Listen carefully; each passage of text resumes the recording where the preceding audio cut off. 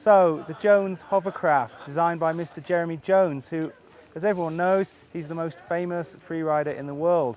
I was lucky enough earlier this year to go to Japan for 3 weeks. Don't shoot me. And I actually took one of these. So I've had an extensive amount of time riding the hovercraft in the conditions that it's meant for, and that is epic powder. The most important thing about this board is the unusual shape. If you take a look, it's got a super wide blunt nose, and that tapers down into a narrower tail. And the tail, if I spin it round, you can see it's really short. There's not much between the end of the inserts and the tip. And it's got a slight swallow on there as well, like a crescent. The idea, obviously, is to keep the nose floating thanks to the increased surface area and let the tail sink into the deep stuff. When I went out to Japan, I wasn't really sure how I was going to get on with it. I'd been riding a combination rocker board for a few years that I felt was quite good in deep snow. So I took this as the dedicated power stick to see what it was like.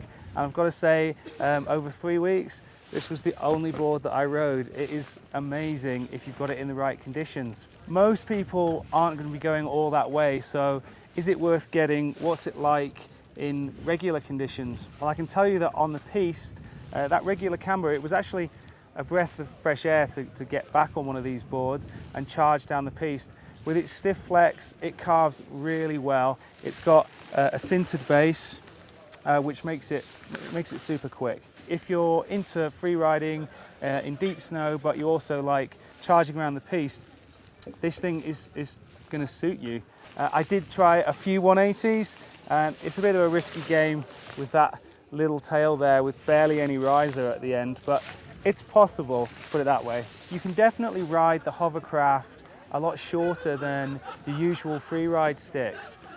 I took out the 156, and thanks to that super wide nose and taper tail that we talked about before, it really still floats well in deep snow. The advantage of that is that it's super maneuverable. If it's puking and you find yourself in the trees, this thing is brilliant for those tight, snickety little turns. And to finish things off, let's talk about the graphic. Well, as you'd expect from Jeremy Jones, this thing has definitely got what's called the mountain man look. It's got a tactile, kind of wood, organic finish. The logo looks almost like it's been branded on there. You've got the Jones logo at the tail. And the base, well, it keeps it simple. Does exactly what it says on the tin. And of course, it's black, because everyone knows black bases are faster.